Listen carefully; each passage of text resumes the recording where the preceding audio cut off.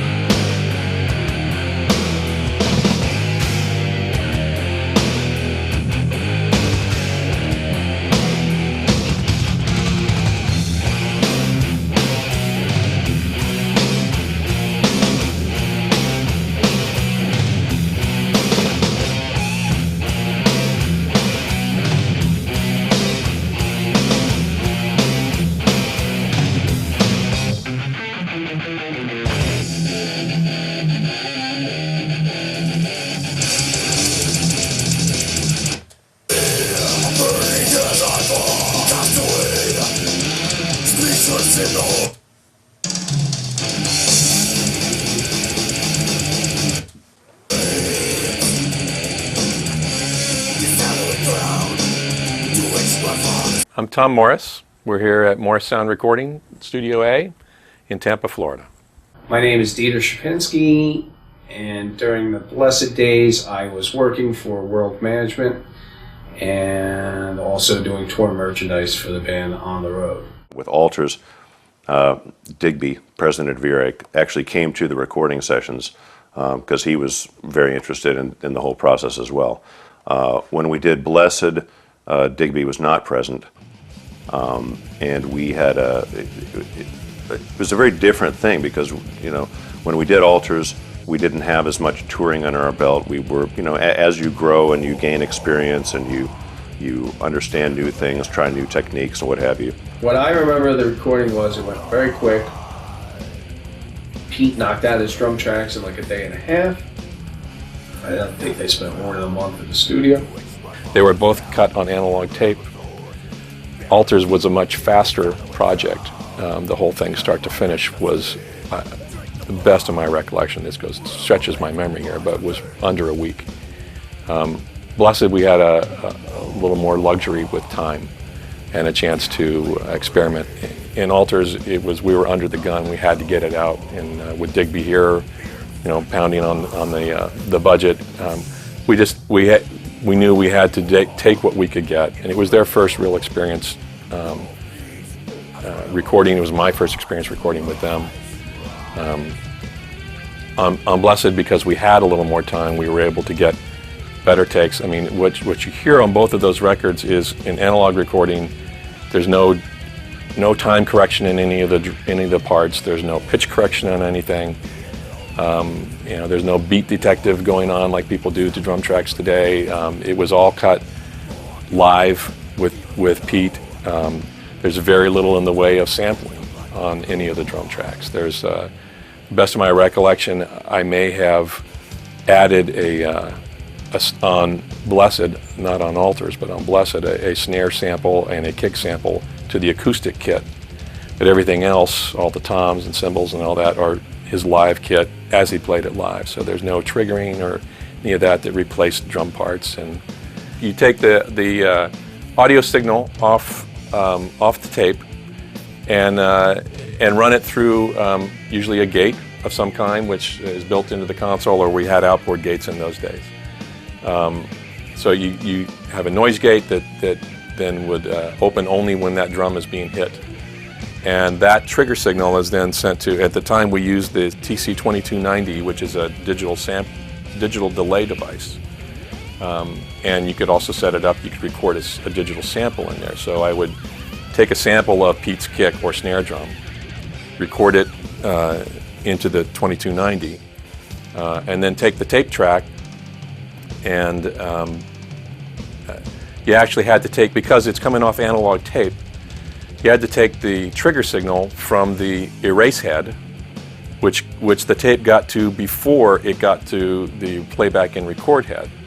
So it gave you a few milliseconds of pre-delay for the trigger, which allowed you to trigger the sample within a millisecond or two of when it actually had to be recorded to be in sync with the acoustic snare drum. So it was a digital sample that was triggered from a gate off the erase head for that track. These days, most people, as soon as you record something like this, they would chop it all up, and to me that kills the feel and the emotion of the song.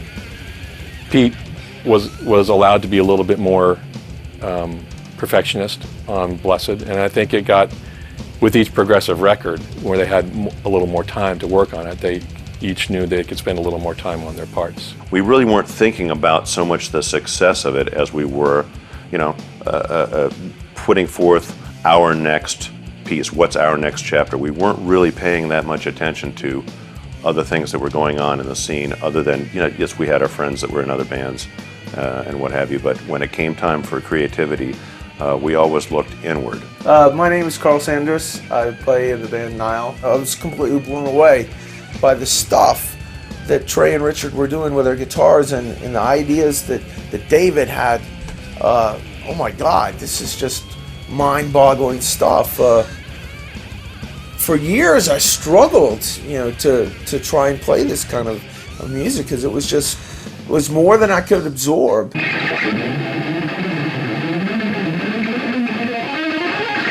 I'm Dallas Toller-Wade, guitar and vocals for the band Nile. I really noticed right away the brutality of the riffing and the precision of the drums and how fast they were and the kind of atmosphere and vibe that they were creating. Blessed of the Sick is classic, it's one of those albums, never gets old. I still listen to it and actually a lot. I still enjoy every moment in this album, and I still get inspired to write music. I was already a huge Morbid Angel fan, so I was really waiting for the next step, and Blessed made me really happy. Also, the musicianship was top notch. They really raised the bar. We experimented a bit on different vocal approaches and found something that he really liked that he could sing to. That's always a challenge when you have somebody that's when you have that kind of vocal presentation where it's not straight singing, to find a sound that they can perform to in their headphones and it still comes across big on the speakers. It's kind of a challenge. First and foremost, I was a smoker during Altars, and that went away after I went on my first tour and realized I was just on stage. So getting that out of the way, my vocals got a little deeper, they got a little stronger, and boy was I happy about that, because it really, I was started to be able to do more of the things that I wanted to do and not be hindered by physical limitation. When Blessed Are the Sick came out, all of a sudden this was music that it made artistic kind of sense. I mean, it was still weird and twisted and sick and beyond anything else, but it was done in a really artistic kind of way. Blessed Are the Sick is kind of a death metal masterpiece from one end to the other. In just reviewing some of those songs and listening to effects on things, we adjust, for instance, one of our later purchases was an Eventide H3000 harmonizer, which had all these effects, and I can remember I showed Trey a couple of things that I could do with it, and I gave him the manual and let him look through, and every solo then had to have a different effect. So we spent time custom tailoring a sound for each solo, whether it was a phase with a delay or an envelope filter that was going through. He's very disciplined, spends a lot of time really working out the shift and the side to side feel, not just only straightforward da da da da da, but da da da da da, writing that within the riffs over a straight drum beat. So it has kind of a shifting feel. It has a lot of cool, innovative guitar ideas that, of course, I was really, kind of inspired by when I heard the stuff. It's incredible. It's beyond anything anybody's ever done or anyone has ever tried to do.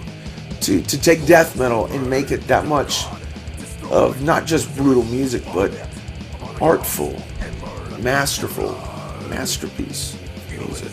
From that standpoint, yeah, there was a technological change that altered the way he wanted to have his solos sound, and we definitely had enough time to be able to experiment with that on Blessed. On Altars, it was pretty much, put something on this and let's go. We were listening to a lot of classical music and trying to get the feeling of classical orchestration into the band. So when it came time, the more creative you get, the more you let loose from any bindings that you may have. I remember saying to David Vincent, a few years later, like, there is justice in the universe, because this stuff deserved to be fucking heard, and one way or another, it was heard. If we had other influences outward, it was not influences that were of the same genre. Stuff that felt eerie, that was very orchestrated feeling. And this is something that we really tried to find a way to include that sort of feeling within the songwriting. It was a very clean sounding record, very precise, very clean. It wasn't a very dirty, dirgy record, and some people loved it, some people hated it. So that caused a little bit of controversy.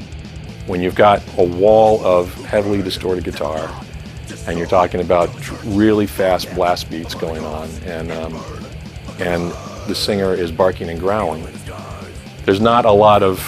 It's not like a pop record where you have a drum hit and then there's a lot of space, and a big guitar chord or a keyboard thing and a lot of space. Those are relatively easy to mix and keep everything pristine. When you're talking about what a pop listener would consider to be wall-to-wall noise from a death metal band, a new genre, which death metal at that time was, a brand new genre, and a lot of people just dismissed it out of hand as being, like I said, in the pop world, it's just noise to them. But rather than just writing it off and saying this stuff will never matter, we took it very seriously, that this was an art form that the musicians were really cared about.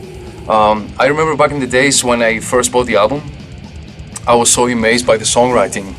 It's written like the best of classical pieces. It's like a masterwork.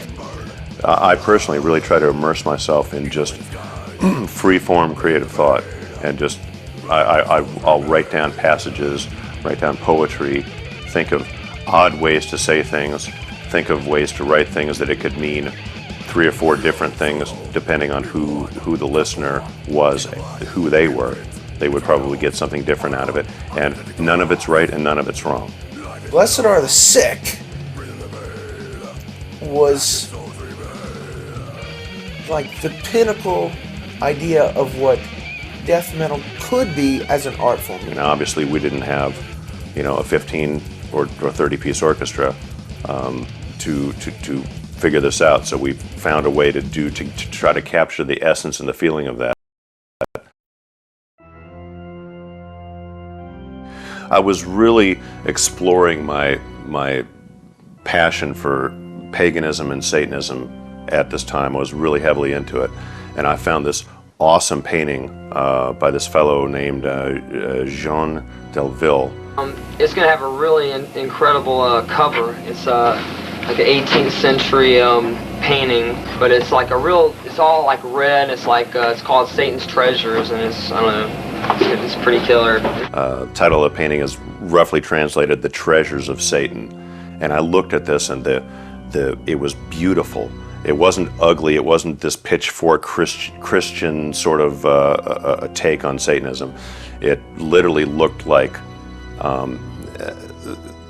this figure of Satan, a mighty Satan, with this almost like a river of souls flowing into him, and it was such a lush painting that had just enormous colors in it, and I was blown away when I found this in an art book.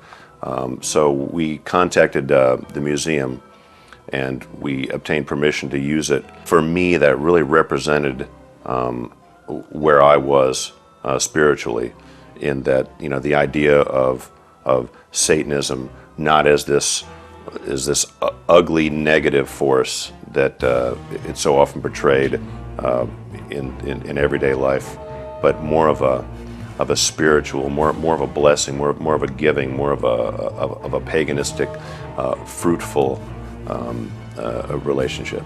So matching this up with the music that we had on Blessed, I really felt like it was a good match, and I'm really happy that we were able to get the use of that painting. We're going to look like rock stars. We're not going to look like the normal scrub that comes off the stage, because it needed to be bigger than life. That was the thing that band had. They were bigger than life itself. On stage, in life, everything. It was over the top. They did the photo shoot with Danny Sanchez, and Danny's a really good photographer who did, he had done stuff for Skid Row and Bon Jovi, and he did a lot of soap opera stuff at the time, Soap Opera Digest, believe it or not. And it's funny because the band caught a lot of flack. A lot of the undergrad dudes were like, "Oh, that's fucking gay."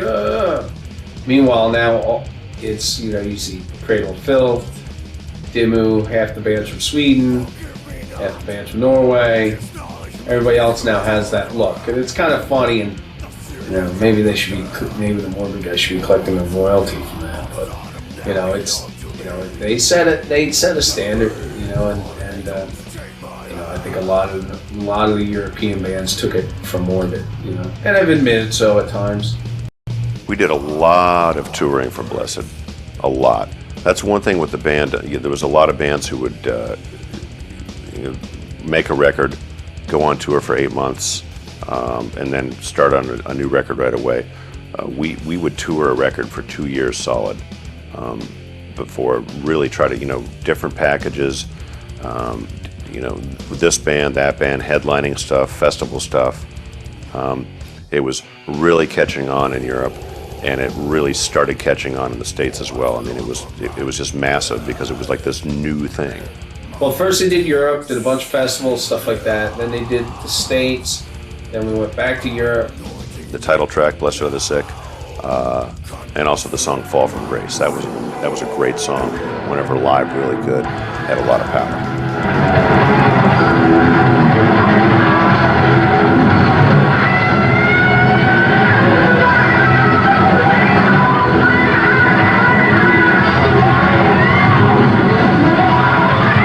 Hi, it's Earache Partlow.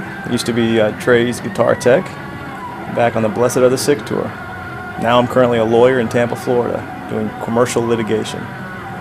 Let's see, we had a great group of techs on that tour. We had Bo King, who's still out there doing his thing, doing his own tour company. We had Tony T-Bone, the drum tech, phenomenal guy from New York, good buddy. Rod the Englishman. He always reminded me of Eric Clapton, but great guy from England. Did a couple of tours with us and did sound on it. And the guys were so particular about their sound. Even when it sounded good, they would still razz them pretty hard about making it better. Yeah, Dieter Shapinski. Yeah, Gunter's right-hand man, was there all along to try to babysit us all and sell the swag. I think he had his hands full trying to babysit this group of guys. Started working for Morbid Angel in 1990 and worked for them until the spring of 2002. Did everything from management, tour management, merchandise, drum tech. Not a very good one, but did that. Did a lot of stuff. A lot of insane stuff.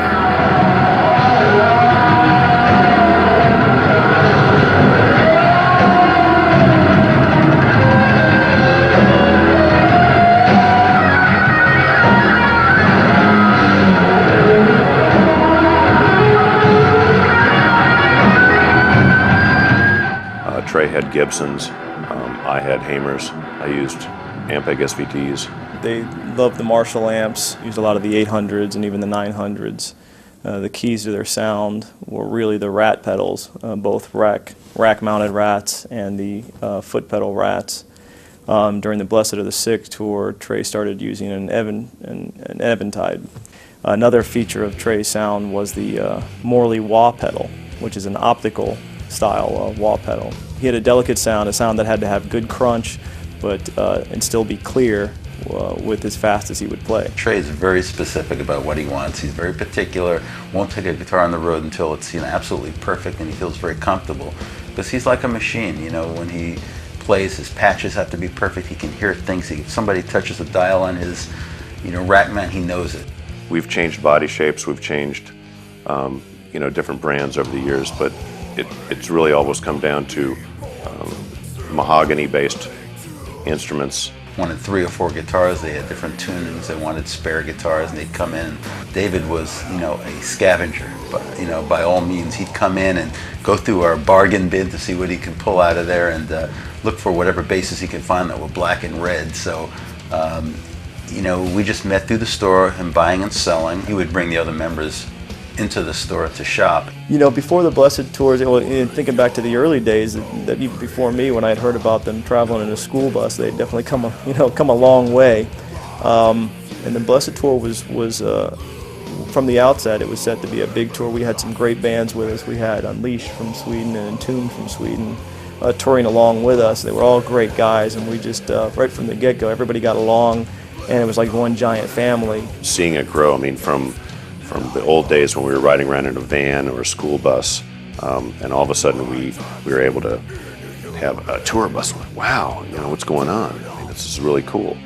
And not really letting it get to our heads, but we were happy that we were able to do, and people were receiving what we were all about. And it's not like we were changing and you know making some, you know, wimpy crap. I mean, we kept pushing the envelope in the way that we knew how. We'd fly to England, and that would kind of be the home base. We'd do a show there, maybe a couple of shows. Did the old Marquee there, which was great. Then we'd head off into Holland and Denmark and Scandinavia.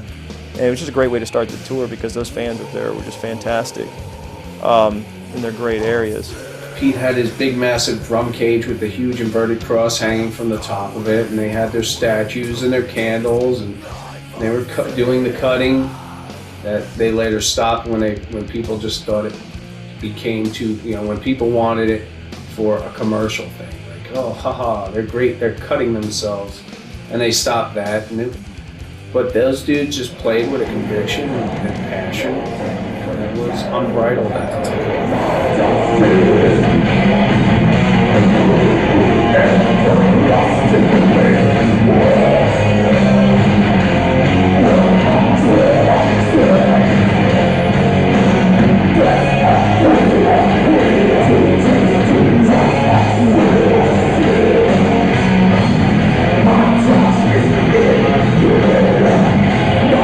Trey had built up a pretty good rack of equipment and had, you know, a sound that I think, you know, he really liked, but it was a very sensitive sound.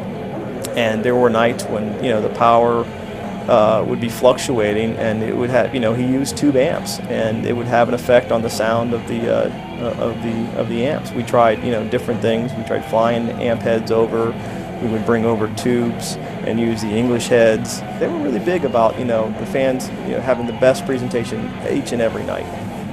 And it was just received with such vigor from the fans. I mean, the fans were growing. I mean, we'd you know, places that we had played before where there were 300-400 people were now places that were, you know, 2,000, 2,500 people. And we're like, wow, this is really getting, you know, it's cool. We're really reaching a lot of people. And the fans were just so awesomely receptive. I mean, they loved it. And that just makes us feel, anytime, you know, we're playing for an audience that's that receptive, it just makes us give that much more. So it's just like this frenzy, like a feeding frenzy, goes back and forth. It's a wonderful feeling.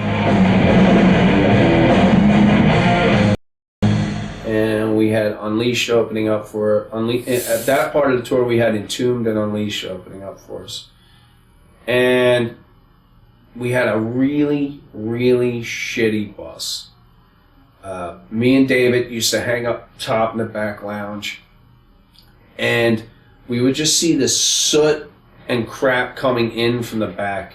I mean, we were getting carbon monoxide poisoning. It was so fucking bad. On the Blessed tour, we had a bus driver named Ivor, which we aptly named Ivor the driver. The dude was just like, just slimy, just greasy hair, and just like had this like awful slimy appearance. It's just like the dude just oozed dirt. and his buddy Graham drove the equipment truck, and we later called him Graham Crasher because he totaled the equipment truck. The other guy, the guy driving the truck, was this guy Graham. Graham was a nice enough guy, but a little off-center. And those guys turned out to be quite a pair. I mean, they should have been in a cartoon as opposed to a European tour. We've had some great bus drivers, and these guys take the cake for the worst bus drivers. They never fucking slept. They did not sleep. It was awful. It's like, dude, we don't need to see you around the show. Go sleep. Because we had the bus, and we had this guy driving like a van, like a Sprinter type vehicle with all the equipment and everything like that. The band had a heck of an experience when we were traveling through Europe. We're actually on the highway. We were going to Sweden to do one of the gigs that the band had looked forward to the most. They really loved playing Stockholm, Sweden, had a great fan base there. And we were heading up there, and we finish a gig, and we're driving, and we drive at night, and they usually drive all night. And after the gig, the band and the crew would be up on the bus, doing whatever for most of the night, and then we'd go to sleep, and usually we'd wake up and we'd be at the place. Late at night, going between Norway and Sweden, our equipment truck, I don't know whether the driver was falling asleep or, some of the roads over there, they were somewhat treacherous to begin with.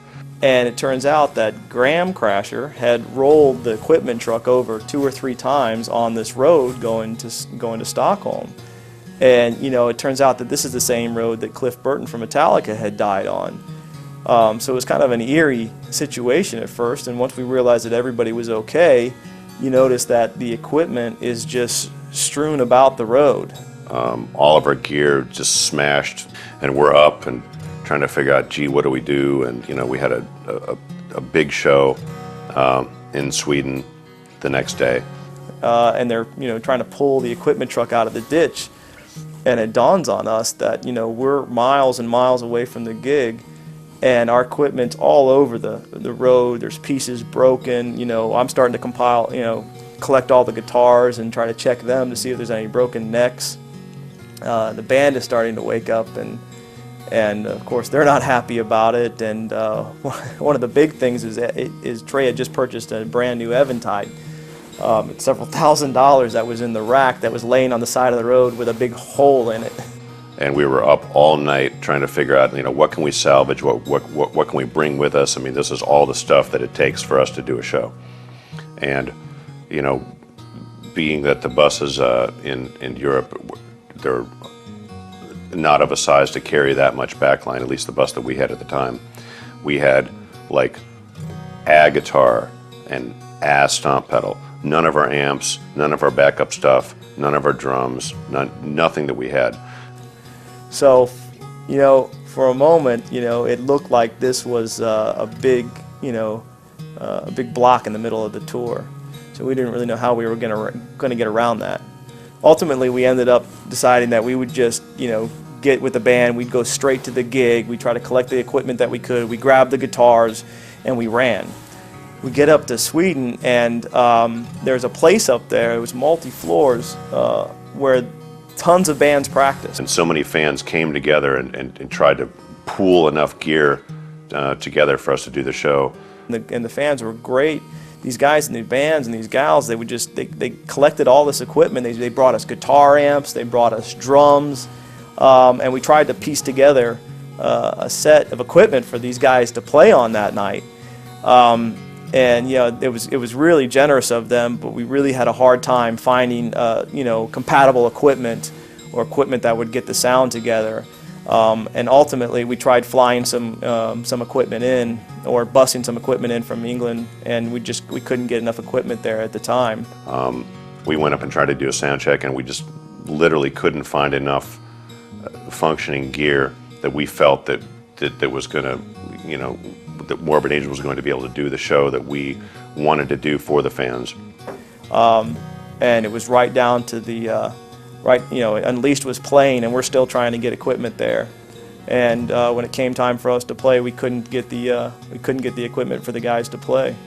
so they had to cancel the gig, and it was a pretty sad day on the tour. I mean, I remember the guys.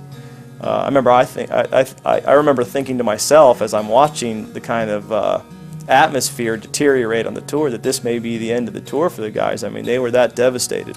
Everyone was really upset about it.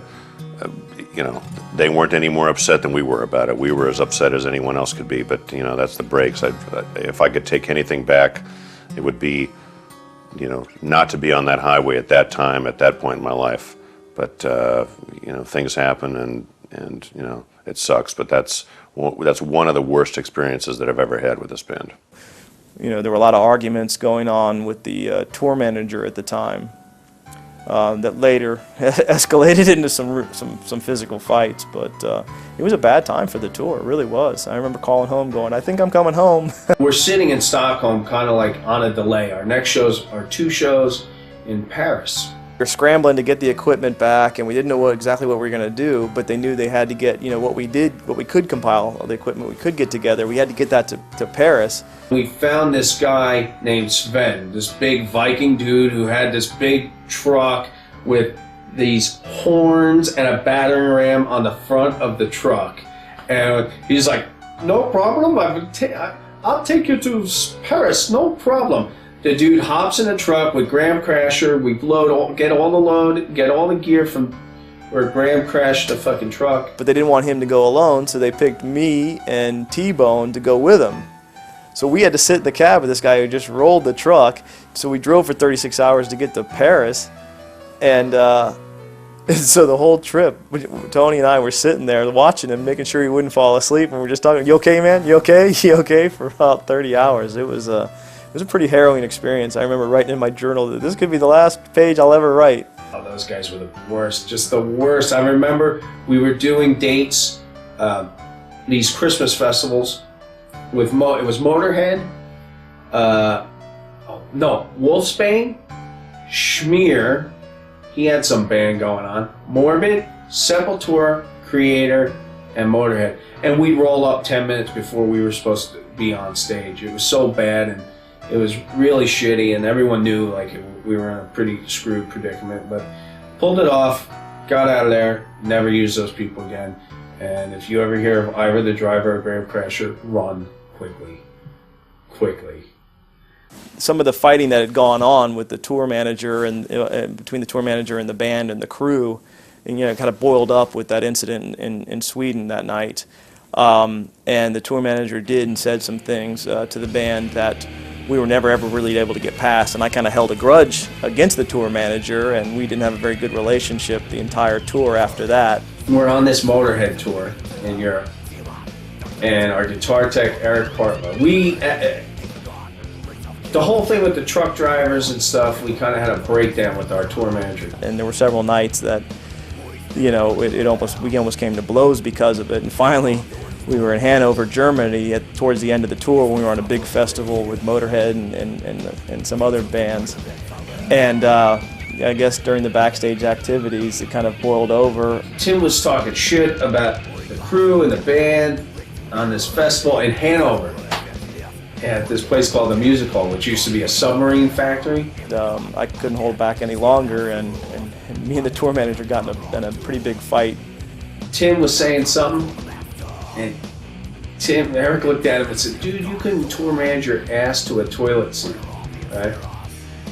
And Tim was a smaller guy. Tim went out and just punched Earache in the face, and Earache's like, oh, you didn't fucking just do that. And fucking Earache just beat the shit out of him through a plate glass window in the production office.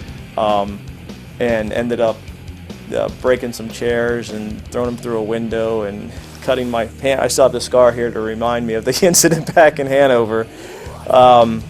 And this was right in the middle of the main common area backstage.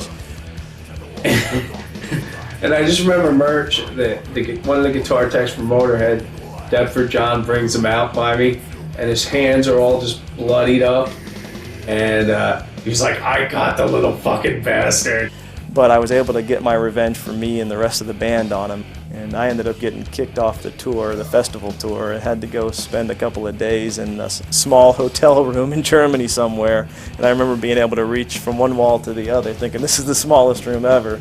There was a place in Houston, Texas called the Vatican, a club called the Vatican. And the Morbid guys played. The place was sold out, packed. And there was a stabbing at the show. A fight broke out and this guy got stabbed. And had to go to the hospital, all ripped open. So we played there, still on the Blessed cycle, about 9 months later. All of a sudden this guy comes up to all of us after the show, goes, "Dudes, you remember me? I'm the guy that got stabbed at the show," and showed us his scar, and he had this huge scar. And it was like, right on, dude, way to go. In Blessed Are the Sick was the first time that we went to Australia. We had Gunther, the band's manager, doing sound for us. Our manager, not our sound man, but our manager actually flew down with us, and he was running sound. Did a good job. He just is a little deaf. To the point where we were in Brisbane, I believe it was, and we were playing this place that's kind of in the train station.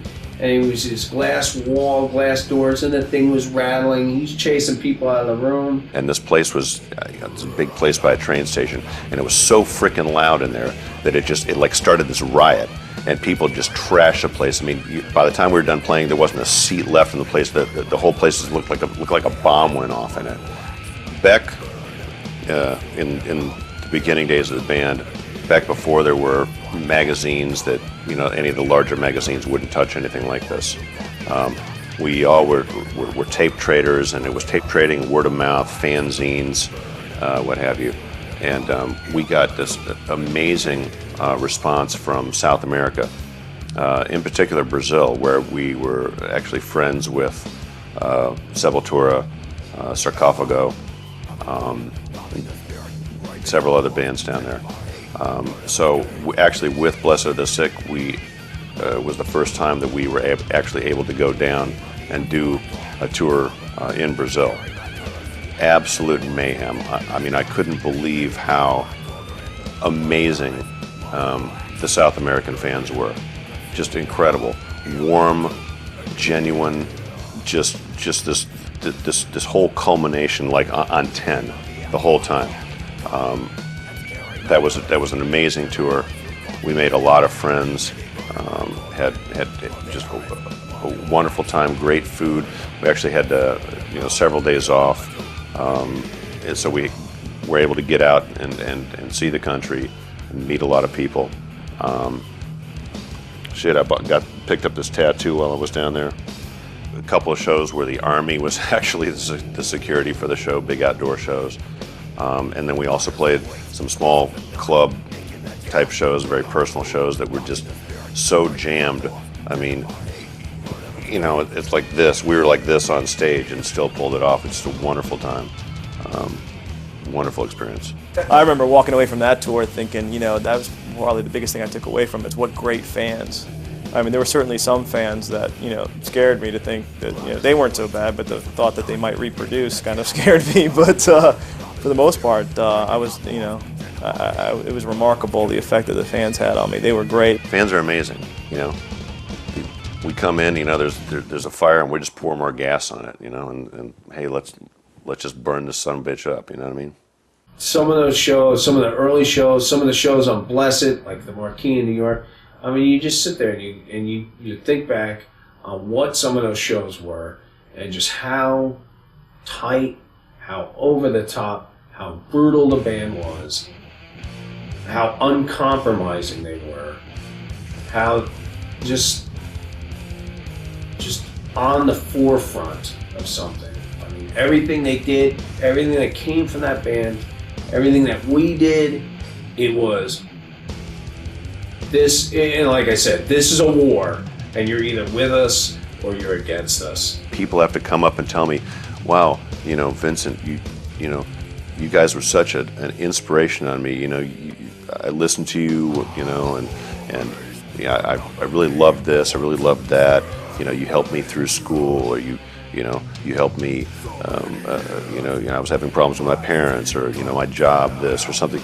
It almost became like Morbid Angel was an escape, or a motivator for people to take charge of and improve their lives. There's not a better compliment than I can get than someone coming to me. I mean, just recently we were traveling abroad, and someone came up to me and said, you really helped me through school, and now I'm an attorney at a major law firm. That's the best news. That was the best gift that anybody could have given me, was to tell me that somehow our music was able to inspire someone and motivate someone and push someone through to achieve greater things. That's what the band's always been about. And so when I hear that, that's music to my ears. They actually shot a video on the Blessed Are the Sick tour out in Riverside, California. David and Trey, I don't know how they did it, but it was one video. David would get one video, it would be his choice. Trey would do the next video, David would do the next video, this, that, and the other thing. The people who came up with the treatment, it seemed very close to some things that I had in my mind already. We had an English director. Those two came up with the concept for the video, and I'm sure people have seen it or haven't seen it. It's, David getting dragged through the woods half the video. We actually shot it in this particular forest in England.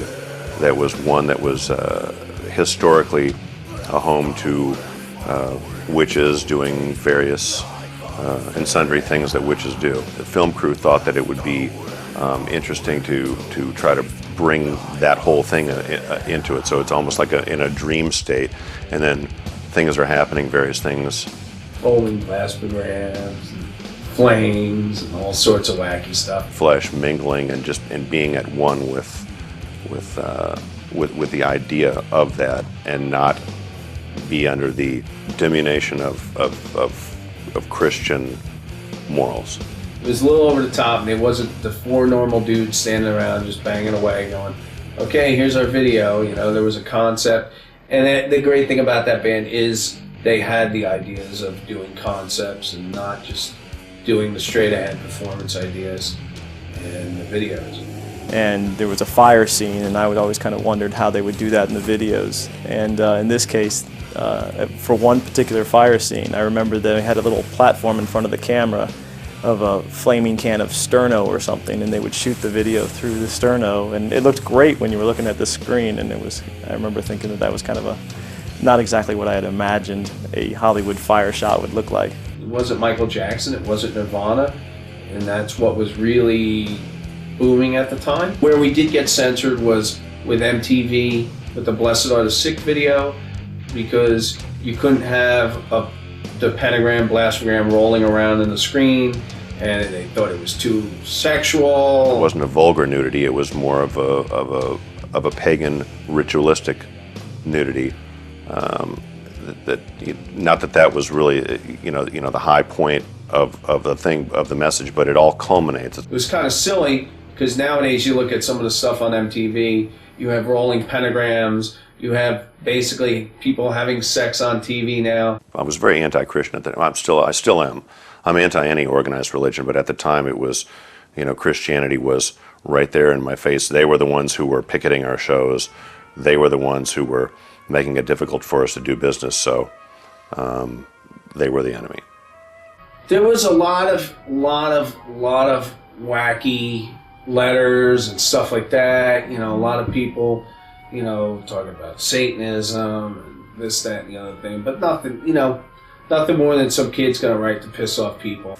I seem to recall there were some people that may have tried to protest, but our fans did a pretty good job of fighting those battles, for the band. We never really had to deal with it. And there were always people out there that would try to weaken the band, in one way or another. And David was pretty good about leading the charge, and not paying any attention to things that would try to weaken the band. So. I had a talk with a few of them. I offered to put them on the guest list and see if that they really maybe they would change their mind. That was a waste of time. In Texas a lot, mostly in the Texas. There's some in the Bible Belt, but there were a lot of protesters early on. I remember this guy Wes Weaver booked a bunch of shows for the Morbid guys, and they were on the NBC down in Corpus, and about like how evil they were, and it's bad karma, and everyone's going to hell, and blah blah blah blah blah. There was really a lot of uprising in the Christian communities. They weren't happy about it at all. We had a number of our shows picketed around the United States. Not so much Europe. Europe has always been more progressive about this sort of thing, but definitely around the States. And it was kind of funny. You just kind of laugh at it, going, okay, next. It's like no one's killing a goat here. Just relax, And it's just music. They did the same thing to Elvis. We had picket lines. That they weren't interested in the imagery that we had to offer, which I wasn't interested in their imagery. But the difference is that I didn't picket their churches, but they felt it necessary to come and voice their disapproval. As far as letters, we just got kids that would be like, hey, look, I bleed too. People are the most adamant about their beliefs are the ones who are satisfied with them, and they can walk through life and they can be who they want to be. The people who seem so insecure about their beliefs have to try to beat it into other people. Very different thing. Difficult thing for me to understand how Christians have to be so pushy with their beliefs. I guess there's strength in numbers, but I've never been interested in such silliness. I think it's really silly. Prior to Blessed, we had some problems. We had the Abomination shirt, which I'm sure most everybody had seen, and then we had the Thy Kingdom Come shirt, the Three Crosses shirt. So there were a couple people down south that were a little bit like, I don't know if I want to print that, a little bit like that. But not really, no problems. With the layout of Blessed was the artwork from the Belgian artist, and then we had a bunch of woodcuts and stuff like that. We did a lot of stuff with the woodcuts because it was really hard to get the Blessed Are the Sick album cover because of all the oranges and the colors they bleed. It was hard to print it. It was unbelievably hard to print it. Most of the merchandise that we did were based on the woodcuts and just some past artwork that we had. And it was not really too in-depth. We used the Three Crosses a lot. And we pulled out the Abominations once in a while because that's, it's over the top. I wear it in the office but only on Fridays. This is actually my tour shirt. I love that tour so much. I still have the shirt, the Blessed Are the Sick shirt, the Blessed Are the Sick tour. Once we got more towards the end of the cycle of the record, we signed a merchandising deal with Giant Records. Well, not Giant Records, Giant Merchandise. And we wanted to do an all-over print. Now, the all-over print was one of the woodcuts with the logo on the front, the blastogram on the back, and it was cool. It was really cool. It sold a lot of those stupid things. And a great story that ties into that. We're flying place to place, and I was sitting next to Gunter, the band manager, and we're sitting on the plane, and our record company guy, our tour promoter, Daniel, has this shirt. So on this plane, the head Catholic guy in all of Australia, a bunch of nuns, and us, and me and Gunter are sitting in the back of the plane, and Janeka gets up and walks to the front with this all over print on, and the look that they were like, what the hell is that guy wearing? And we just sat in the back and just laughed our asses off, like, oh my God, this is so ridiculous.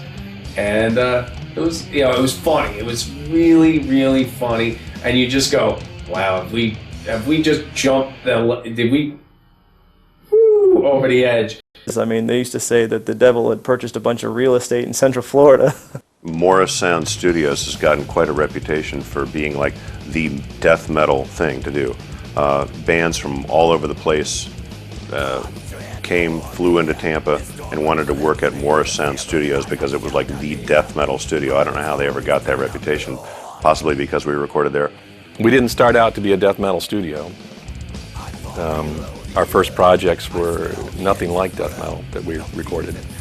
But our first national and international exposure really came from the metal scene.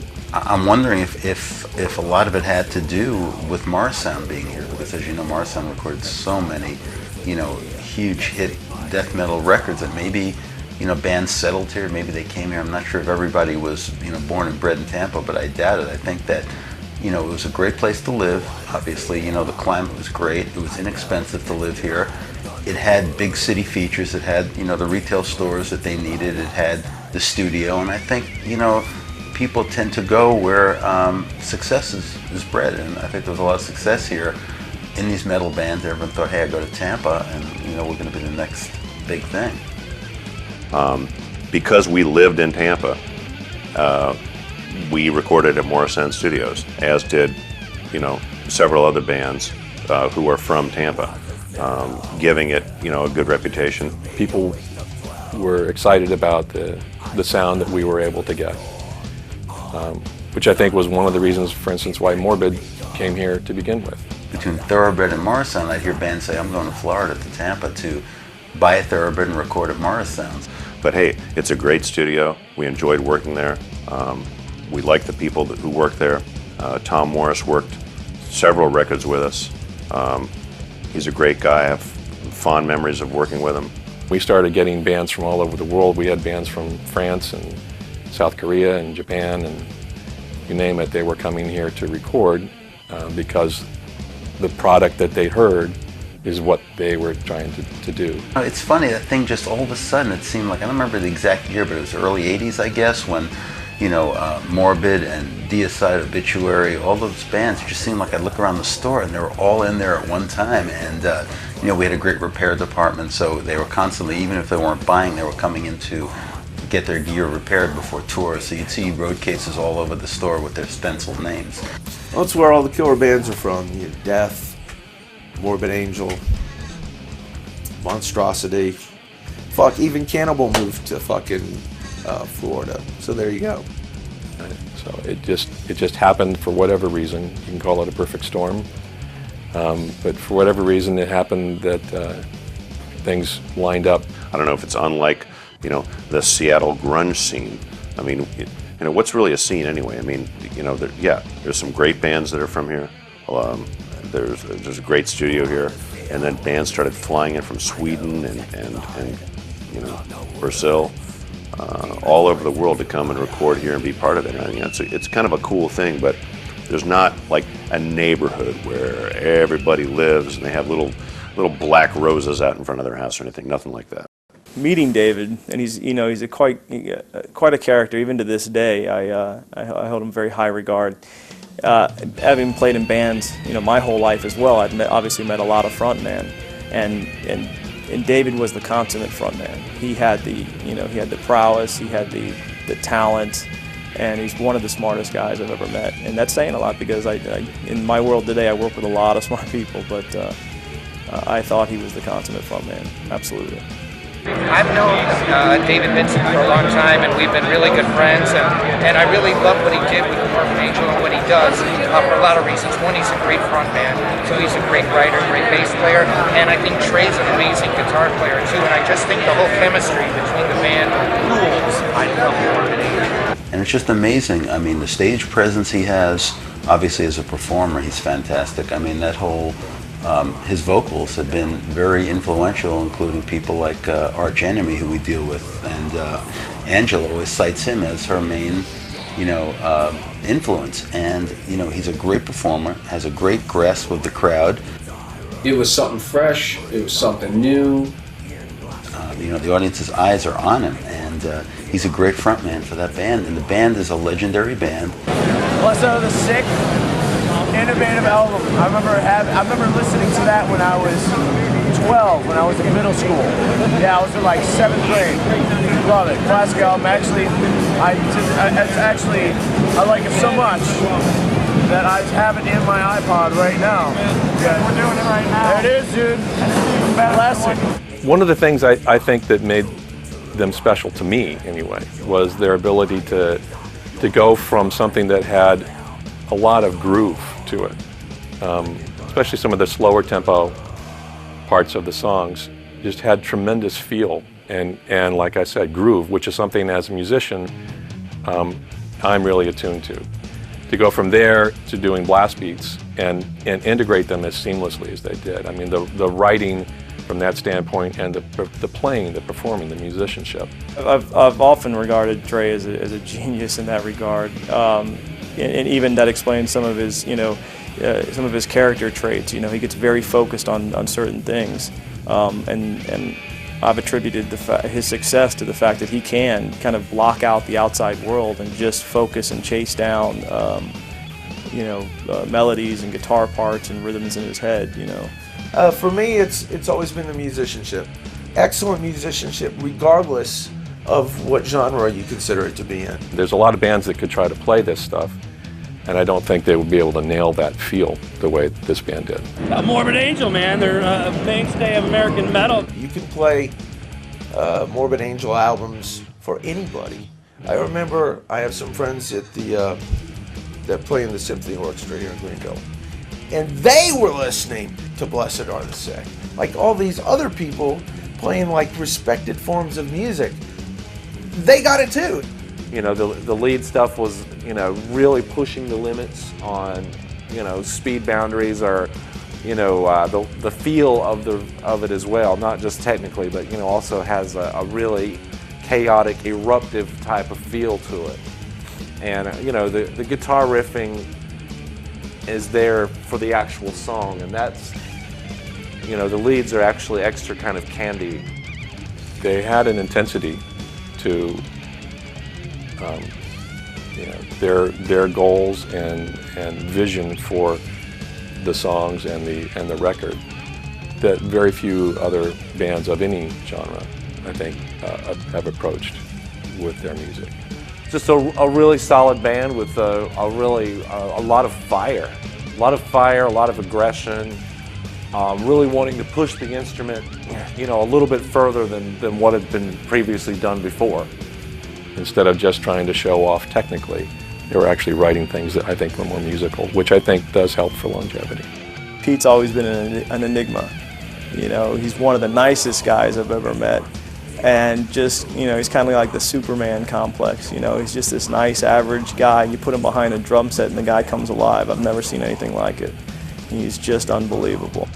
Of course, drumming, which, as a drummer, I was always at the shadow of Pete Sandoval, trying to learn and see what he was doing, and, learn from him, which actually worked great. Pretty mind-blowing for the time. It was something completely different. And again, a consummate musician, perfectionist. He's got a very delicate sound, which it needs to be. It needs to have the right sound, but also have the clarity to be able to convey exactly what he's doing. It's not just speed. There's so much in there. Yes, it's played at a very fast rhythm and a very fast pace, but there's so much thought into what he's playing that you can dissect it on any level, and you'll come to the same conclusion. He's just an enigma. He's one unto himself. You don't see that much in music anymore. You don't see the growth. You don't see the passion. Richard was an easygoing guy. He's probably the easiest going guy in the bunch. All of us suffered equipment, malfunctions, which kept, me and the guys busy. And Richard seemed to roll with them a little bit better than some of the other guys did. Fun guy, easy to work with. They all took it very seriously, and although we had fun in the studio, which I think everybody should have fun if you're doing something you love to do. But there was always this intensity about what they needed to get out of the project that I think went a little above and beyond what most other bands that I've worked with typically you would feel from them. Some people would say, whatever that music is or whatever, but it was about creating an art out of passion from their soul. Among all the death metal bands that I've worked with or known, they were my favorite. With Morbid Angel, everyone's personality is almost to the extreme. It brings a culmination of spirit together that's spirit coming from all the different elements and all different angles. And this is something that we've always tried to capture when making records. And based on the public response for some of these records, I think we've done a pretty decent job doing that over the years.